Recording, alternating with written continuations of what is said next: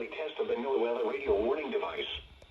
During potentially dangerous weather situations, specially built receivers will automatically activate to warn of impending weather hazards. The weekly test of the NOAA radio warning alarm will normally be conducted by the National Weather Service on every Wednesday between 11 a.m. and noon.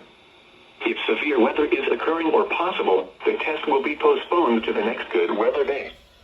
The warning alarm is activated for weather warnings and selected watches, hazards, and special non-weather events that affect the following counties: San Luis Obispo, Santa Barbara, Ventura, and Los Angeles counties and adjacent coastal waters.